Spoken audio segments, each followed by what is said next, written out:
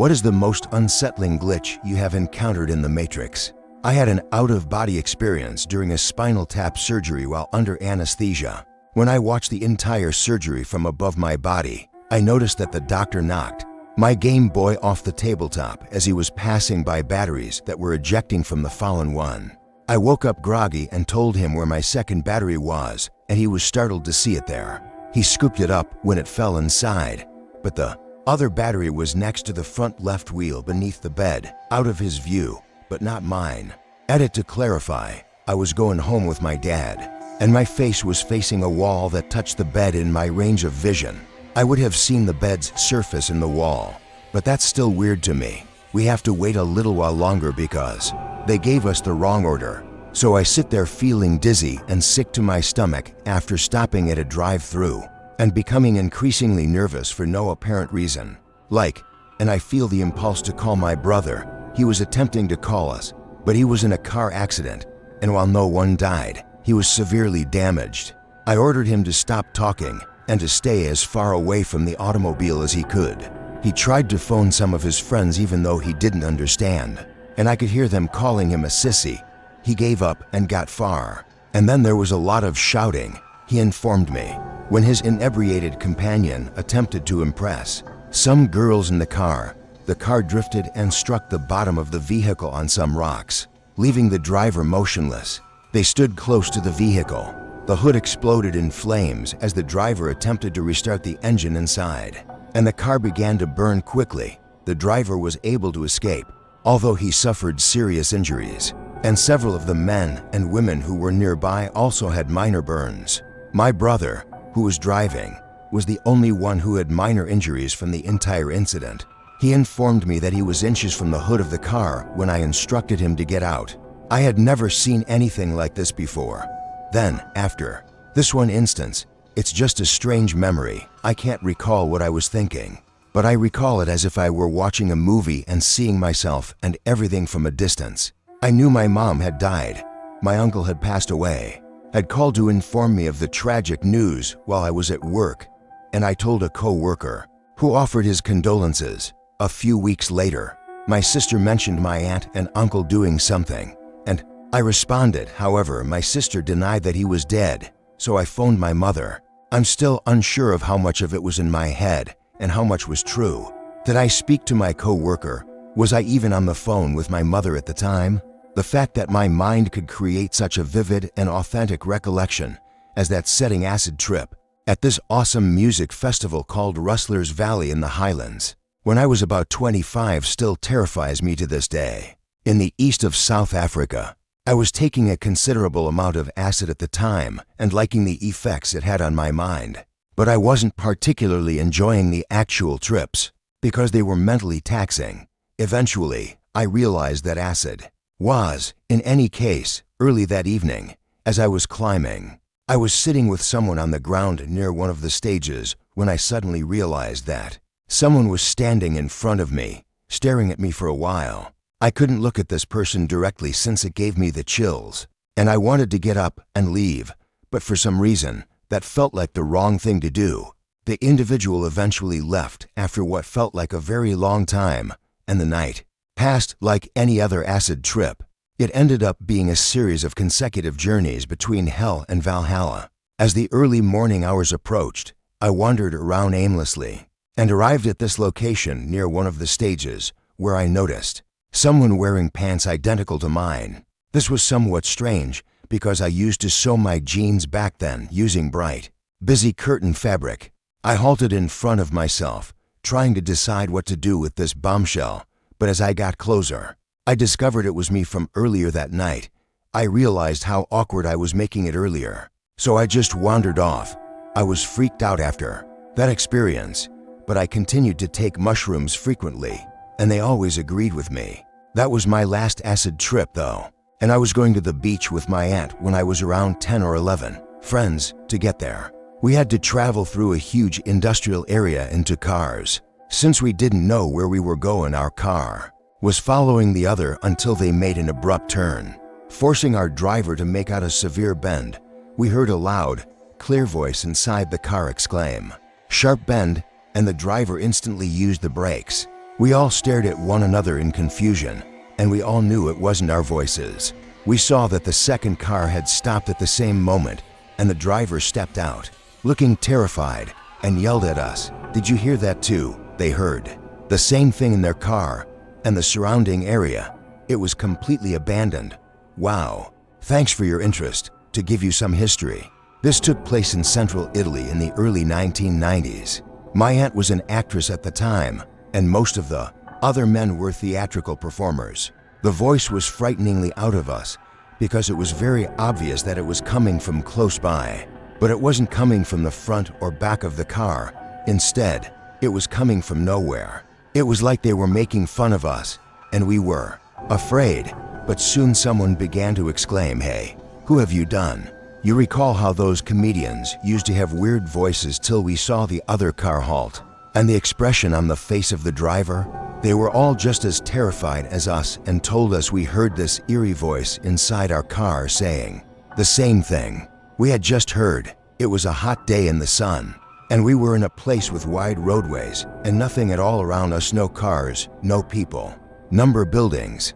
We never figured out what happened, but this one sticks out. I was riding a sky train in a certain city, and about 15 minutes before I got off, a woman with glazed eyes was asking others for. She approached me, stopped for a moment, and said, "Excuse me, could you spare some money?" I believed drug addicts were becoming more and more common. My brother is in the hospital, and I'd like some money to buy him some flowers, evident from their lines. I gave her $5 without even looking her in the face, confident of her intentions. Nevertheless, my train arrives, and I board it, gazing through the glass at her begging for money from people as though when the train pulls away. It reaches the station 15 minutes later. I walk down to the bus stop, where there is only one bus in the direction I'm going, and by chance, it is waiting when I get off, so I board it and wait until the bus driver has finished reading his paper before the doors close. After 5 to 10 minutes of driving, the driver stops for a regular check. The doors open, and to my utter surprise, the how in the hell did she get there? I got on the train before her, and I observed her at the train stop. The woman from the SkyTrain enters the bus with a dozen roses in her hand, and she looks me in the eyes as she pauses to take her seat. I caught the first and only bus heading in this route as we pulled away, and she not only beat me there, but she also had time to visit a store and purchase a dozen roses. I'm still not sure how this happened. Occurred when putting out the garbage at night in a very isolated place. So I'm positive that we're the only ones here approaching the road. Despite the extremely distant nature of the situation, I can hear a female voice asking for assistance. Even when there is another living person around, I still feel compelled to go around and investigate to make sure I wasn't simply hearing things, and that someone is, in fact, in need of assistance. I took 2 steps in that way and believed I heard it. A laugh in the same tone, turn around, and quickly head back up the driveway because no one who truly needed assistance would be laughing. I don't think this comment should be edited because it could be upsetting. Time skip it and go to our SLA. When I was 9 years old, my sister and I were coming home from the park when a man cried for aid. We discovered an open manhole and could hear him, but we were unable to see him. Panicked, we decided to climb in to aid my sister 11. We had the foresight to call our parents, but when we returned with them, the man had disappeared. As an adult, I can understand that the entire situation was a ruse. The manhole next to the park makes total sense, but it's still really unsettling. One night, I dreamed that I was driving with my sister to the church we attended, and for some reason, things started to get out of control. I jumped to the wheel and attempted to stop us from later, when I was dying. I shared the dream with my sister, who experienced the same dream, except that she was driving and not me. I had a dream of walking out when I was about 4 years old. My brother came out to try to save me after I lost my balance and started to go off the balcony of our Los Angeles apartment, which was on the 2nd story of the complex. I woke up just before I hit the ground. This has confused us both for the past 15 years, but at least it has given me confidence that dreams might have supernatural elements. That night, my brother had a dream in which he came out to our balcony and watched me lose my balance and fall to my death, A long time back, I posted this in a different sub, but I'll share it again since it applies here as well. I had just turned 22, and my parents had sold their home and bought a home in the country on there was a large shed on the property not far from the house that I chose to make my home. I had spent maybe 2 nights there, and while I occasionally felt uneasy there, my dog kept me company, so it wasn't a horrible. Weeks later, I'm on the computer one night. My dog is sleeping at my feet, and I need to go pee, so I get up and head outside to pee. The stars are amazing, and the next thing I hear is the shed door slamming behind me. I attempt to open it right away, but it refuses to move from inside the shed. I can hear my dog growl softly at first, then louder, and now he's barking, and I'm frantically trying to open the door. I should add that I'm 6'5" inches and well-built, play sports, etc. But even if I push my entire weight on the door, it won't open. And I'm in a panic right now since my dog's barks have changed to whines, whimpers, and stillness. I try my hardest to smash the door, but it flies open. The light inside is now off and won't switch back on, leaving me completely in the dark with nowhere to see my dog. I fumble around for a torch, find one, pick it up, and turn it on. My dog had pushed itself into the darkest, farthest corner of the room, eyes closed and trembling wildly. I wasn't ready for what I would witness next, so I moved right away to get within reach of him. I swear I've never run so fast in my damn life. I never set foot in that shed again. And my dog wouldn't even go near the area of the property I don't use. He jumped at me and refused to move when I scooped him up. I'll never forget what transpired in that shed that night, which occurred in early 2000 while I was working nights as a prison officer at a juvenile detention facility in a small Oklahoma town. Went to work at 9 p.m. at that time. When I showed up for work one evening, my boss asked me what I was doing there and seemed perplexed. I replied, he continued, "But they said you called in a few hours ago saying that you were sick." I was a little perplexed and assumed it may have been someone else, but they misread the message after everyone else arrived for work that night. The night was a little more strange, but we went about our business as normal and put everyone in their designated spots. I went to work in the control room, which is where I usually work because it's the main location of the prison with direct power over the cameras, doors, phones, and everything else. After I took over for the on-duty guard and went to bed for the night, I checked the message. It stated that I had called at 6:50 and that I had become ill. It was rather strange when the supervisor took over at that point because there had been a storm the night before, and although it wasn't awful, I still had to go out and clean up. I decided to contact my wife at home and tell her about it. While he was still sitting there, I picked up the phone and called, and after 2 rings, a man answered. I had been chatting to a friend outside of work about it, and how strange it was. The phone said, "Hello," in a raspy voice. For a few seconds, I was at a loss for words, so I glanced at the phone to be sure I had dialed the correct number. After a few seconds, the person repeated the greeting in the same raspy accent. I said, "Hello, who is this?" "This is Taylor." My mind began to spin because my name is Taylor. I also nearly screamed. "Where is Anne?" he said. "Anne is in bed." I hung up the phone and informed my supervisor to ring me out. I had to get home, so I started for the door. I heard Dave answer the phone behind me and say hello. And then I hurried to my car and drove home more quickly than I had previously. My wife was seated watching TV as I burst through the door, and she was surprised to see me home. I asked her who was there, and she replied that no one had been here. After a lengthy conversation with my wife, I walked to call the prison to inform them of the situation, but the phone was dead. I returned to work, and Dave was acting strangely when I arrived. He asked me, "How the hell are you doing this?" and explained that he had picked up the phone after I had left. When he saw my car leave the parking lot, the guy on the other end of the phone, who sounded like me, panicked and disconnected a minute later. I had called back from home and asked what was going on, and he replied that I was sick and that he didn't want to play these games, and told him to stop calling me as a prank. After he was convinced that I didn't know what was happening, we returned to work, and later I discovered that the phone line in my area had been the most bizarre thing.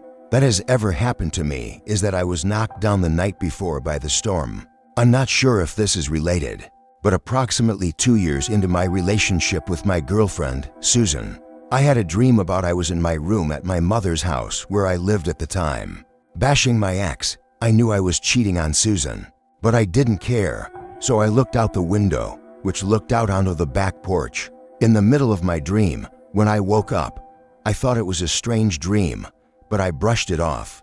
A few days later, Susan and I are hanging out in my room, and she mentions this strange dream she had a few days earlier, and recounts my exact dream, but from her point of view.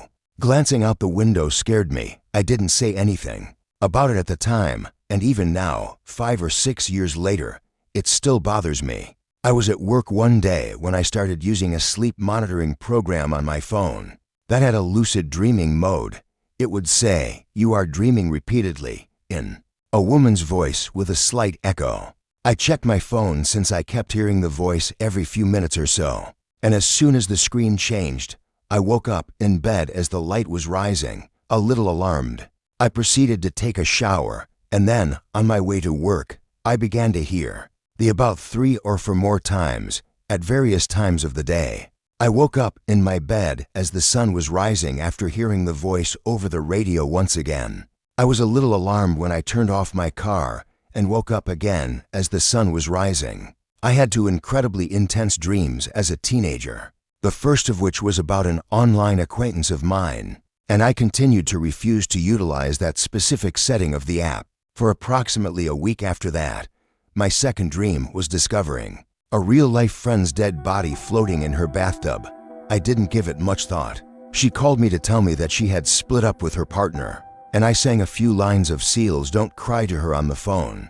It was not until I went online that night, and my online friend informed me that her boyfriend had broken up with her. I asked her right away if I could contact her, but she declined, and I recall thinking that meant something like I could change it shortly after my phone rang, and a real-life friend from the dream called. I was terrified at this point, but we had a normal conversation in which she was only discussing school, until I heard a splash in the background. I asked her if she was in the tub. When she replied that she was, I felt as though my heart had stopped.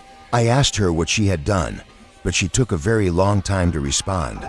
Told me that she had taken a whole bottle of pills and washed them down with alcohol and mushrooms. She was afraid that it would strike her, so she called me to hear someone's voice when they arrived.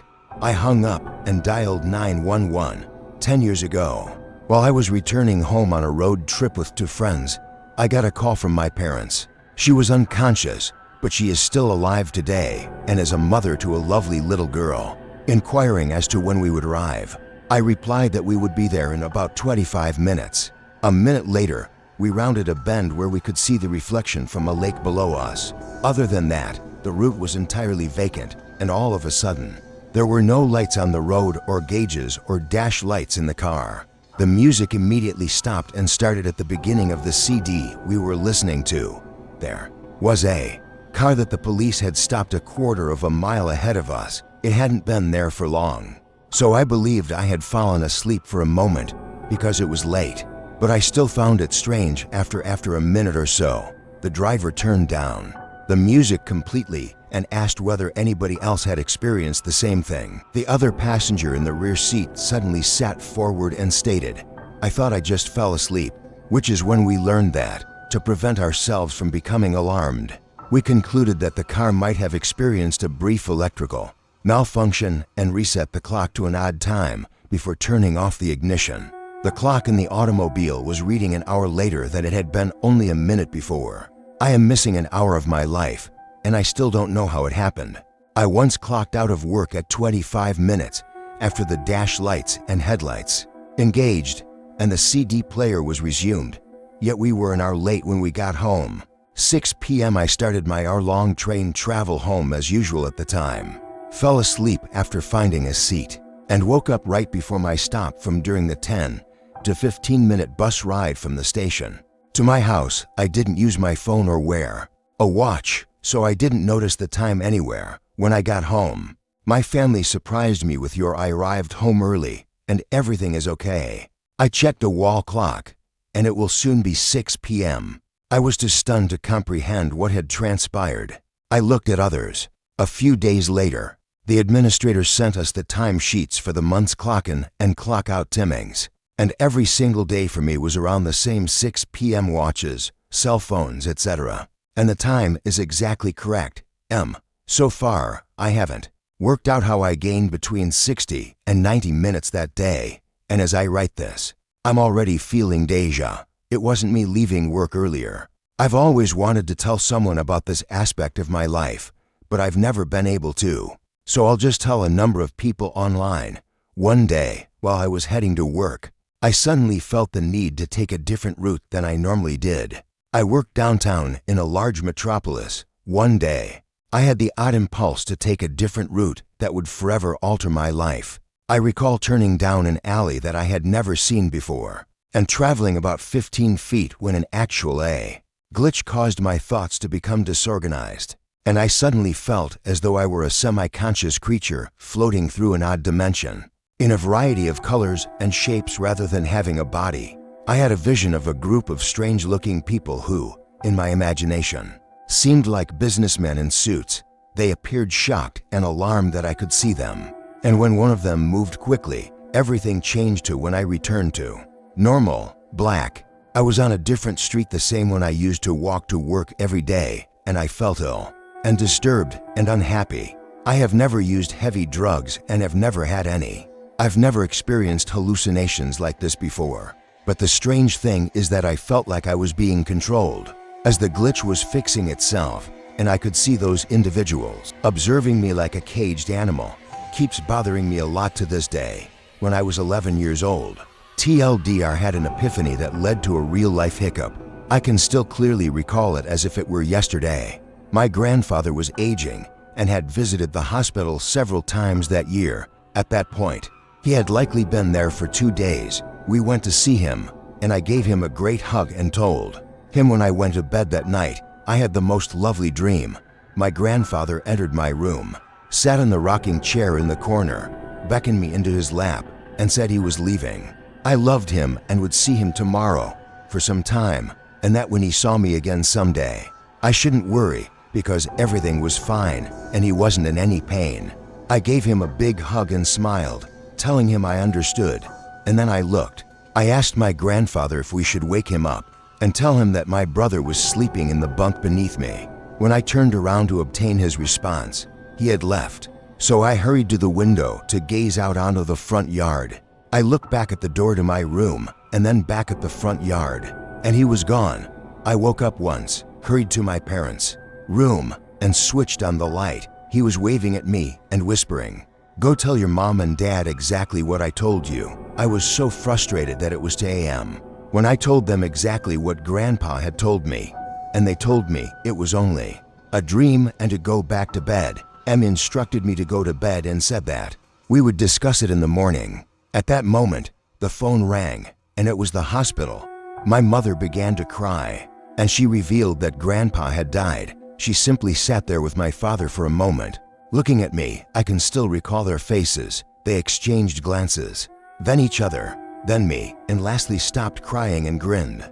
And they handed me a huge embrace and informed me that they loved me and to return to their beds. They ultimately went the same evening. My aunt arrived at the hospital to observe us, but we've never discussed that evening because, in reality, I don't believe I've written about it before, which accounts for the tears streaming down my cheeks now. Wow, it felt so freeing, and I'm happy that others have these kinds of events occur.